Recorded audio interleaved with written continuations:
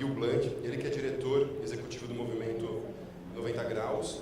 Ele vai falar para a gente sobre intervenções urbanas como fator de transformação e incentivo à sustentabilidade.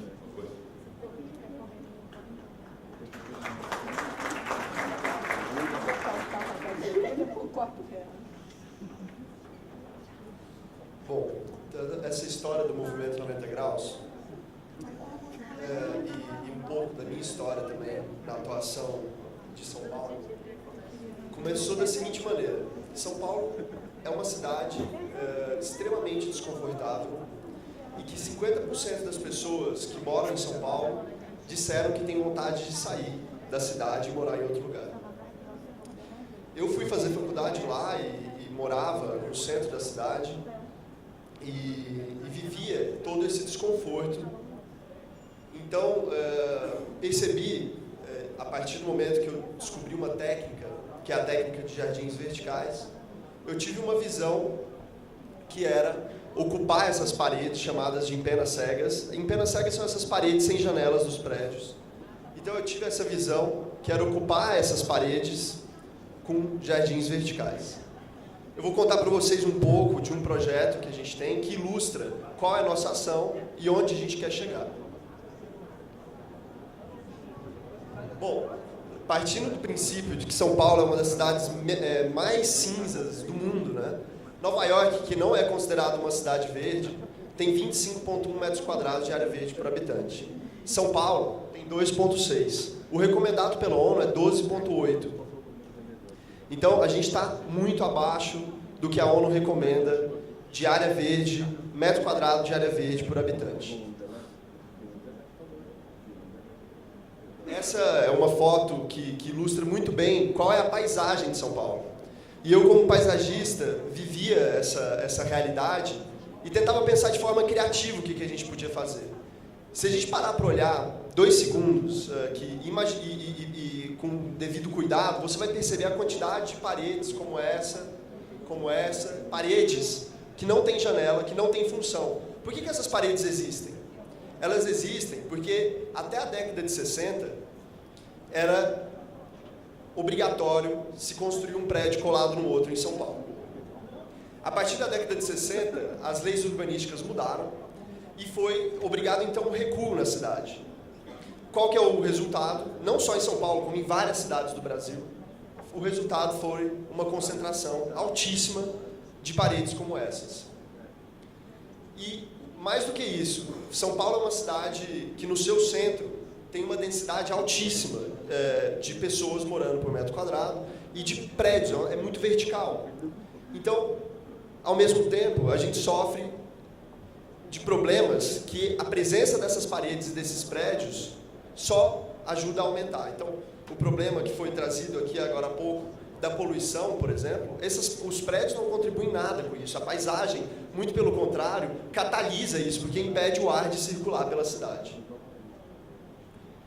A gente escolheu, a gente começou nossa ação da seguinte maneira.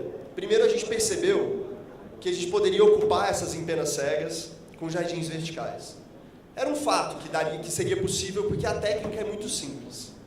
Mas aí a gente pensou, bom, a gente precisa tornar realidade isso, e qual que é o primeiro passo? Vamos levantar quantas empenas cegas tem na cidade, quantos metros quadrados a gente poderia transformar agora em São Paulo em área verde. A gente fez um mapeamento da cidade de São Paulo, começando pelo centro expandido, e a gente levantou um número um tanto quanto assustador, assim, sem partir para vias secundárias, só focando em vias arteriais, e sem sair do centro expandido de São Paulo, isso quer dizer entre os rios, entre a Marginal Pinheiros e a Marginal Tietê. A gente chegou em 258 mil metros quadrados que poderiam ser construídos imediatamente de área verde em São Paulo. O que a gente percebeu nesse levantamento? Que as vias arteriais, ou seja, as grandes avenidas, além de ser as vias que são mais poluídas pela presença do carro e a presença dos ônibus, elas também são as vias que têm mais empenas cegas. E a gente pensou que o ideal seria, então, ocupar essas avenidas, e a gente começou a criar corredores verdes na cidade de São Paulo. A gente escolheu uma região para fazer um projeto piloto dessa história. E é esse projeto que eu vou mostrar para vocês é um projeto que é a nossa visão para o ano de 2015. Esse projeto é numa região que moram 150 mil pessoas, é a região do Elevado Costa e Silva, o conhecido popularmente de Minhocão, né? Ele está sendo um ícone muito discutido a região, mas mais do que isso, a região do Minhocão é uma região impressionantemente poluída, que as pessoas moram na mesma cota que passam os carros. Isso, para quem mora lá, é o desconforto extremo na sua janela, né? Você tem 120 mil veículos passando por dia, o índice de poluição na parte de baixo do Elevado Costa e Silva é entre os 3 maiores da cidade de São Paulo. E na parte de cima, onde estão os apartamentos, se você deixa a sua janela aberta, como a gente experienciou, porque a gente acabou estabelecendo relação com muitas pessoas que moram aí, se você deixa a sua janela aberta 20 minutos, ao meio-dia, a sua mesa de jantar vai estar preta pela fuligem, né? Então, a gente foi levantar quantas empenas cegas tinham no Minhocão, no Elevado Costa e Silva, que é uma região que tem um índice de metro quadrado de área verde por habitante ainda menor do que a média da mancha urbana de São Paulo. Tem 1,34 metros quadrados de área verde por habitante nessa região. É uma paisagem extremamente cinza, não é? É uma paisagem que tem um exercício curioso que eu às vezes faço quando a gente vai conversar com poucas pessoas, que é das pessoas que estão ali ouvindo sobre o projeto, imaginarem um pouco qual seria o lugar ideal que elas gostariam de morar. Independente do lugar, só parar para pensar um lugar ideal de se morar, de se viver. E a experiência é que todas as pessoas, quando vão descrever esse lugar, elas descrevem esse lugar com presença de área verde, né? Aqui a gente não consegue achar uma árvore nessa imagem, né? A gente não consegue ver nada de verde. Bom, tem uma questão paisagística aí, mas tem uma questão funcional muito mais urgente e importante para São Paulo. A gente, no Corredor Verde do Minhocão, identificou um potencial de se instalar imediatamente 58 mil metros quadrados de jardim vertical e de área verde nessas paredes, sem ocupar 1 centímetro quadrado de solo, só ocupando essas paredes, as empenas cegas, né? Então a gente falou, vamos fazer um projeto piloto, isso nunca foi feito no mundo, um corredor verde de jardins verticais. E a gente partiu para um projeto audacioso sim, mas menor, né? De 8 mil metros quadrados de área verde para serem instalados em 2015, com 20 empenas cegas no Minhocão. Hoje, quem circula pelo Minhocão vê isso. A nossa ideia é fazer essa paisagem. E o que isso vai trazer para a região? Além da transformação clara na paisagem, né? Além de transformar esse lugar num lugar mais agradável visualmente. A gente tem a expectativa de fazer isso em 18 meses, autorizar e executar, né? Mas o que a gente vai fazer? O que você vai ajudar em questões funcionais na região e na cidade de São Paulo? A nossa estrutura, que é uma estrutura muito simples, é uma chapa ecológica, que é feita de resíduos plásticos prensados, é chamada chapa ecológica. Ela é 100% impermeável e ela sustenta 2 camadas de feltro, onde são instaladas as plantas. Essa chapa é instalada a 5 centímetros da empena cega. Essa chapa é feita de lixo. A gente vai coletar 12 mil quilos de lixo, transformar nas chapas que virarão jardins verticais. 1 tonelada de poluentes atmosféricos serão capturados em 1 ano por esses jardins verticais. Os jardins verticais são filtros de poluentes. A gente tem uma situação que eu realmente acredito e tenho a visão de que a cidade vai diminuir muito a sua poluição quando de fato forem instalados os veículos elétricos. Isso é um fato. Quando você está vendo São Paulo de cima, existe uma camada cinza causada pelos veículos, ônibus e carros. Hoje, a gente quer que isso seja transformado agora, né? Mas você não consegue transformar toda a frota de carros em 12 meses. Mas o jardim vertical você instala em 10 dias, que é um filtro de poluentes extremamente eficiente. Ele consegue filtrar no seu entorno, a mais ou menos 50 metros do jardim, ele filtra 60% da poluição no seu entorno. o que ajudaria muitíssimo a situação de regiões como o Minhocão. Você diminuiria a questão das ilhas de calor na cidade de São Paulo, que essa região, por exemplo, a maioria das fachadas dela está voltada para o norte, né? Essas fachadas, essas empenas cegas, tomam sol o dia inteiro e esquentam a cidade. Não ajudam, não tem benefício nenhum para a cidade. Você cobrindo elas com jardim, você traz um conforto ambiental, térmico, melhor, tanto para os apartamentos, que você consegue diminuir até 7 graus a temperatura desses apartamentos, como do entorno da região.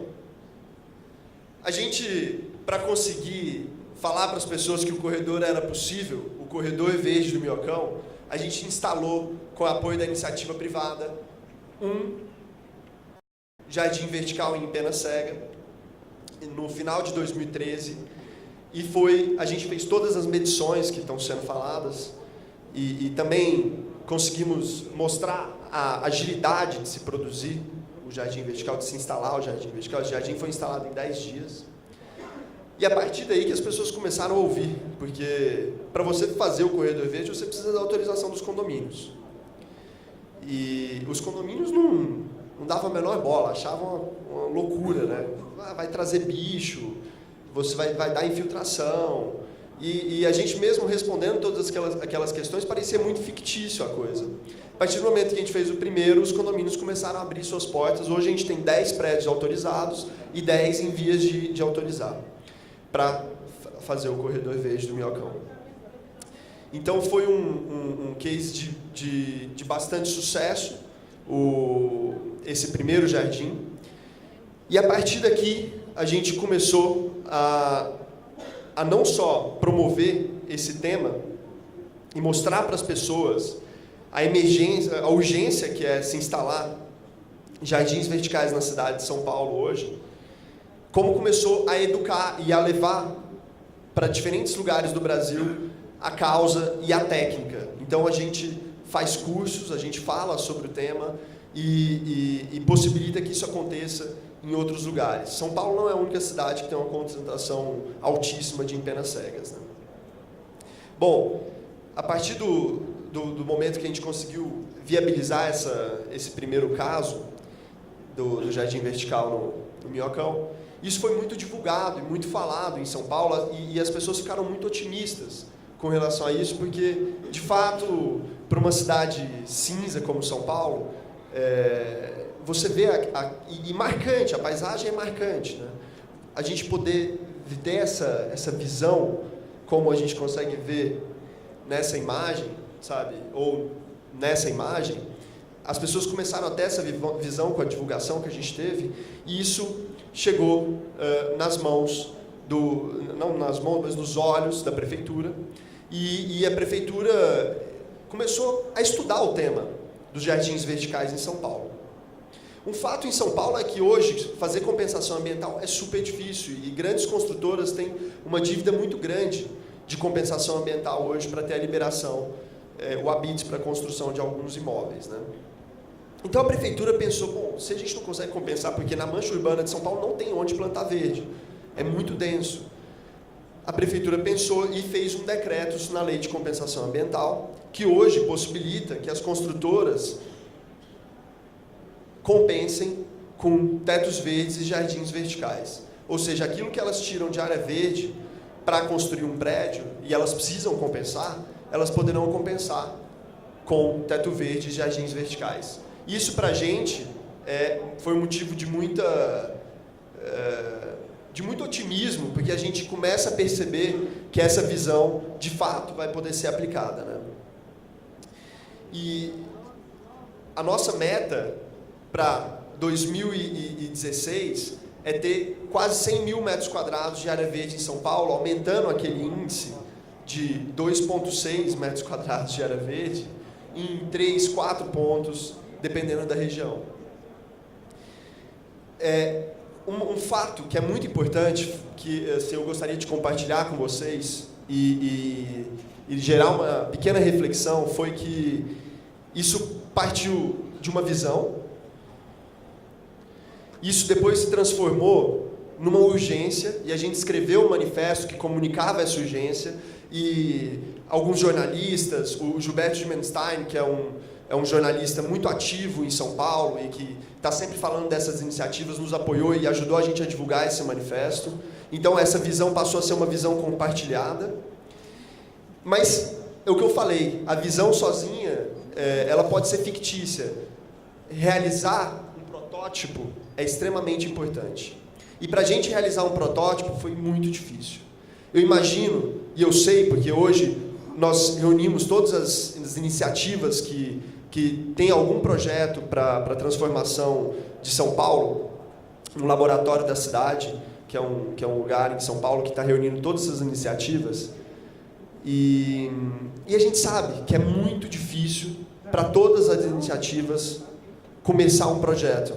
E a prefeitura tem ela precisa transformar a cidade, mas ela muitas vezes não consegue realizar esses protótipos, porque a resistência é muito grande. Fazer uma coisa dessa, a prefeitura, se ela fosse ela que tivesse feito, seria uma loucura.